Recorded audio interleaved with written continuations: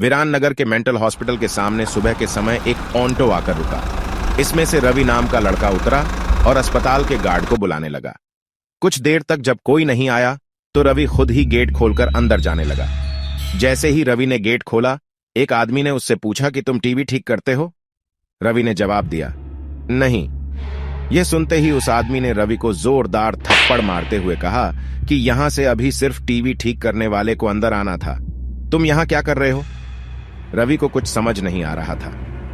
थप्पड़ खाने के बाद उसका सिर भी चकराने लगा, लेकिन किसी तरह खुद को संभालते हुए रवि ने कहा कि मैं यहां नौकरी के लिए आया हूं। तभी एक डॉक्टर और उसके साथ 4 कंपाउंडर भी गेट के पास पहुंच गए। उन्होंने थप्पड़ मारने वाले इंसान को पकड़ लिया। डॉक्टर ने कंपाउंडर से कहा कि जाओ, इसे ले जाकर ट्रीटमेंट की तैयारी करो, मैं जल्दी आता हूं। कंपाउंडर के जाते ही पास खड़ा रवि डॉक्टर के पास गया और कहा कि आज इस अस्पताल में मेरा पहला दिन है, क्या आप मुझे बता सकते हैं कि डॉक्टर पाटिल कहां मिलेंगे? डॉक्टर ने जवाब देते हुए कहा कि मैं ही पाटिल हूं। तुम यहां से सीधे जाकर अपना जॉब लेटर ऑफिस में जमा करो और वहां से ड्रेस लेकर बगल के कैबिन में आ जाना। रवि थोड़ी ही देर में कंपाउंडर की वर्दी पहनकर डॉक्टर के कैबिन में पहुंच गया। डॉक्टर ने उसे बताया कि जो तुम्हें अभी गेट में मिला था वो पागल है। पिछले 8 दिनों से वो सभी को टीवी बनाने वाला समझ रहा है। फिर जब उसे पता चलता है कि वो टीवी बनाने वाले नहीं हैं, तो गुस्से में थप्पड़ मार देता है। उसके बाद डॉक्टर ने अपने अस्पताल के रमाकांत कंपाउंडर को बुलाया और रवि का परिचय सबसे कराने के लिए कहा। रमाकांत ने कुछ ही देर में रवि से सबको मिलवा दिया और फिर उसे मरीजों के कमरे में ले गया। वहां हर कोई कुछ न कुछ अजीब हरकत कर रहा था। कोई दिल टूटने वाली शायरी सुना रहा था, तो कोई फिल्मी संगीत गाते हुए डायलॉग मार रहा था। सभी मरीजों को दिखाते हुए रमाकांत ने रवि से कहा कि आज के बाद से तुम्हें इन सारी चीजों को झेलना होगा। इतना कहकर रमाकांत वहां से चला गया।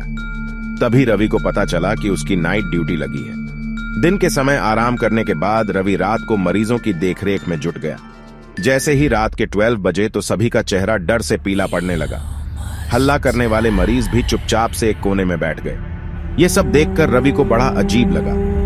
उस दिन नाइट ड्यूटी में मौजूद डॉक्टर से रवि ने पूछा कि आखिर ये सब क्या हो रहा है, सब लोग इतना डर क्यों रहे हैं? डॉक्टर ने जवाब दिया, इस अस्पताल में रात 12 बजे के बाद भूत घूमते हैं। वो सारे भूत इसी अस्पताल के पुराने मरीज हैं, जिनकी इलाज के दौरान मौत हो गई थी। तुम संभल कर रहना। रवि को भूतों पर विश्वास बिल्कुल भी नहीं होता था। उसने डॉक्टर की बात को हंसी में टाल दिया और अपना काम करने लगा। उसी रात रवि अकेले बाथरूम जा रहा था। तभी उसे लगा कि कोई उसके पीछे है। मुड़कर देखने पर कोई नहीं दिखा। कुछ देर बाद उसे फिर ऐसा ही महसूस हुआ। रवि ने सोचा कि भूत की बात उसके दिमाग में घूम रही होगी, इसलिए उसे वहम हो रहा है।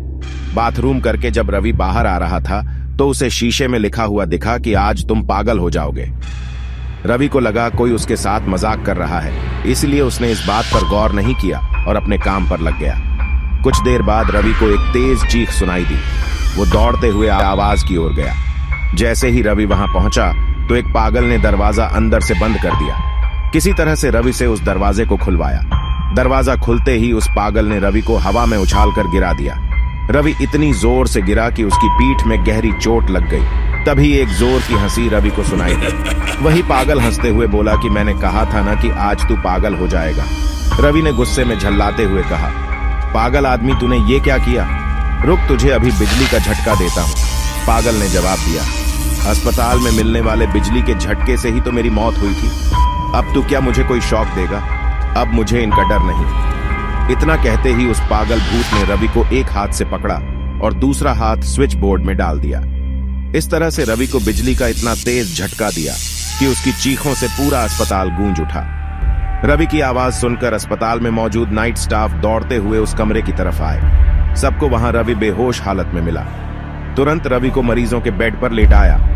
उसी दिन से रवि की दिमागी हालत खराब है। अब रवि अपने आप को उस अस्पताल का डॉक्टर समझता है।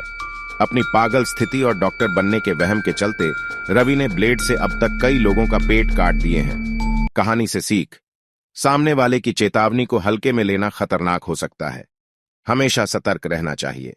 थोड़ी सी भी सावधानी हटने पर भयानक दुर्घटना घट सकती है।